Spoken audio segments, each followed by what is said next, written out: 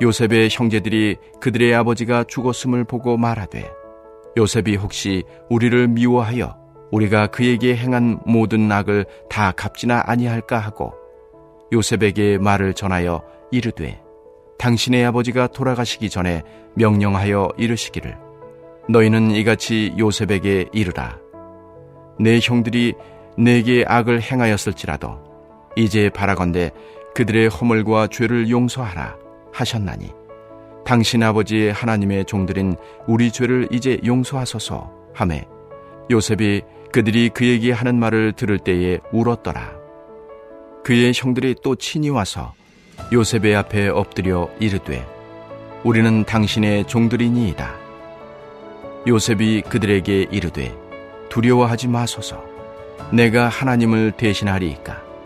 당신들은 나를 해하려 하였으나 하나님은 그것을 선으로 바꾸사 오늘과 같이 많은 백성의 생명을 구원하게 하시려 하셨나니 당신들은 두려워하지 마소서. 내가 당신들과 당신들의 자녀를 기르리이다 하고 그들을 간곡한 말로 위로하였더라.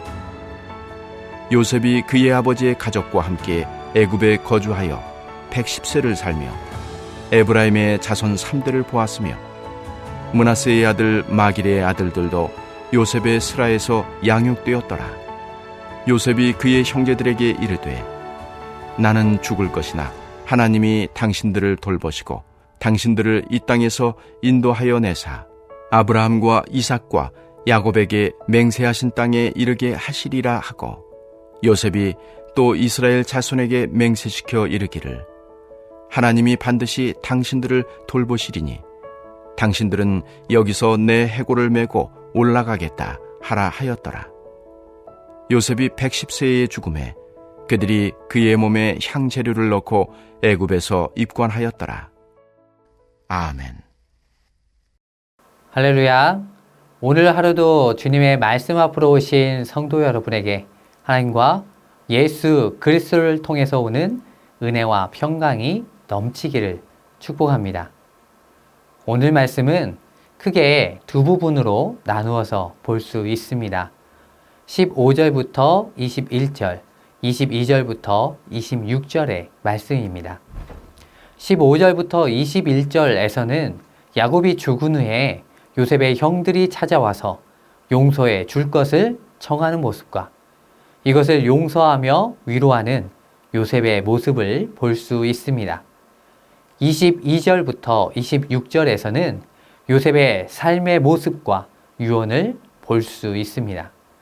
오늘 말씀을 통하여 요셉의 신앙관과 삶의 모습을 살펴보시며 믿음으로 그 뒤를 따르는 성도님들 되기를 축복합니다.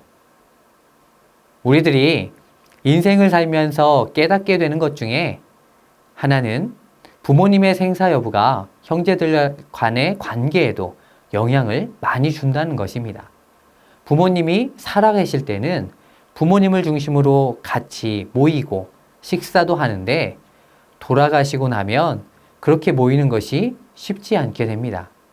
그만큼 부모님의 영향력이 참 크다는 생각이 들게 됩니다. 이제 야곱이 죽고 나니 형들에게 걱정거리가 생기게 되었습니다. 그동안 야곱을 중심으로 12형제가 하나의 모습으로 생활해 왔습니다. 하지만 이제 야곱이 사라진 상황에서 형제들은 전날 요셉을 자신들이 노예로 팔아버린 일로 인해 불안해졌기 때문입니다. 그래서 형들은 아버지의 유언을 들어 요셉에게 용서해 주기를 부탁하게 됩니다. 그 모습이 16절부터 17절입니다. 함께 봅니다. 요셉에게 말을 전하여 이르되 당신의 아버지가 돌아가시기 전에 명령하여 이르시기를 너희는 이같이 요셉에게 이르라.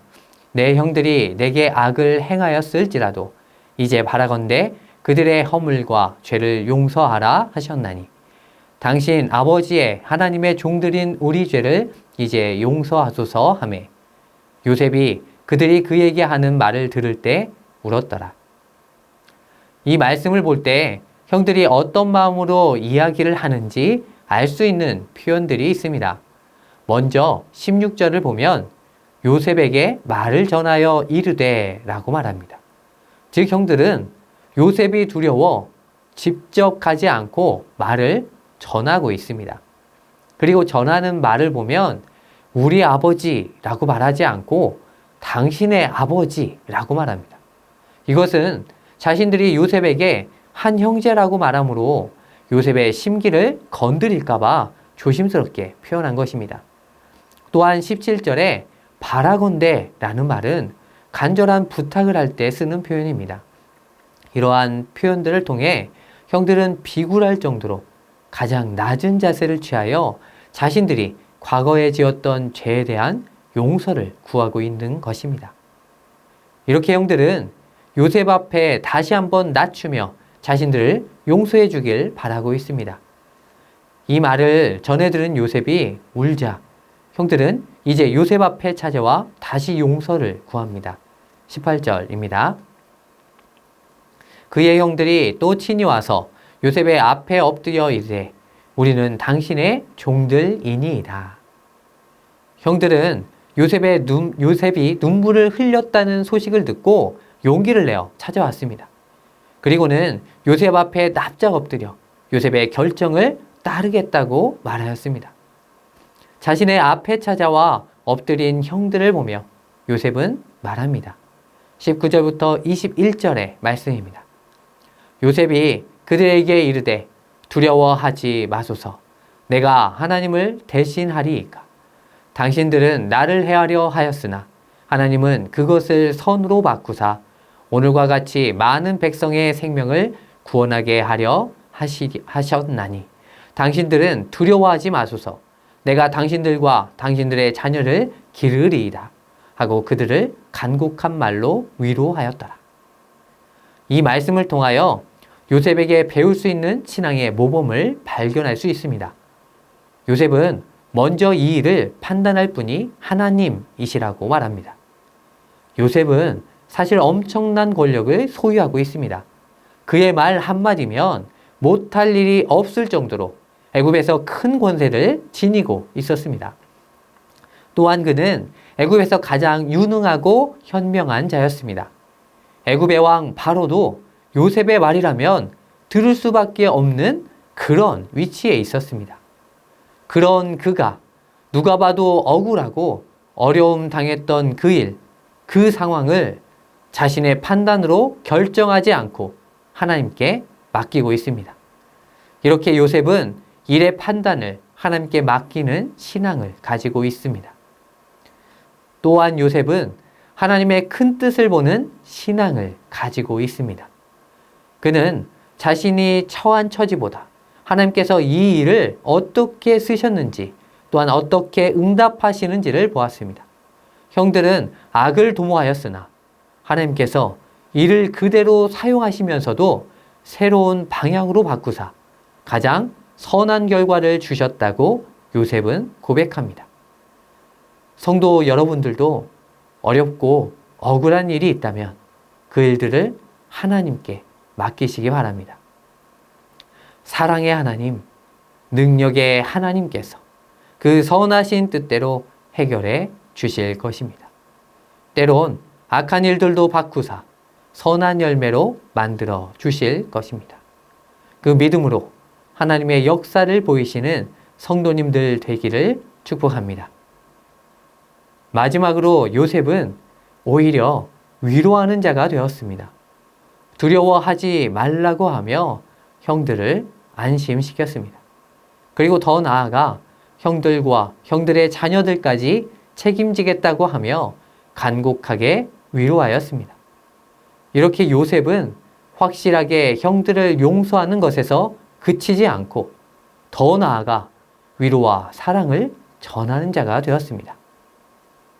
이제 22절부터 26절의 말씀을 통하여 요셉의 삶의 모습과 유언을 들을 수 있습니다.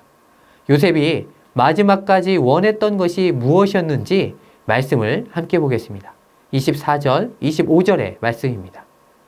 요셉이 그의 형제들에게 이르되 나는 죽을 것이나 하나님이 당신들을 돌보시고 당신들을 이 땅에서 인도하여 내사 아브라함과 이삭과 야곱에게 맹세하신 땅에 이르게 하시리라 하고, 요셉이 또 이스라엘 자손에게 맹세시켜 이르기를 하나님이 반드시 당신들을 돌보시리니 당신들은 여기서 내 해골을 메고 올라가겠다 하라 하였더라. 요셉은 지금 자신이 거하는 풍요와 화려함이 가득한 애굽에서 희망과 소망을 가진 것이 아니라 지금은 비록 떠나 있고 부족해도 보일 수 있는 땅에 두었습니다. 아브람과 이삭과 야곱에게 약속하신 그 땅을 기억하고 그곳에 소망을 두었던 것입니다. 요셉은 하나님께서 원하시는 곳, 결국 가야 할 곳이 어디인지를 확실하게 알았던 것입니다. 우리들도 결국 가야 할 곳이 있습니다. 그것은 바로 하나님 아버지께서 두 팔을 벌리고 기다리시는 하나님의 나라입니다. 그렇기에 우리는 이 땅에서 영원히 살 것처럼 사는 것이 아니라 하나님께서 보여주시는 곳을 함께 바라보고 소망을 품으며 하나님의 뜻을 깨닫고 그것에 순종하며 살아가야 합니다. 이렇게 요셉과 같은 믿음으로 하나님의 기쁨이 되는 신앙인들이 되기를 축복합니다. 함께 기도하겠습니다. 요셉과 같이 하나님의 뜻을 구하며 하늘 소망을 품고 살아가는 자가 되도록 다음 세대를 위한 새 성전 건축을 위해 기도해 주십시오.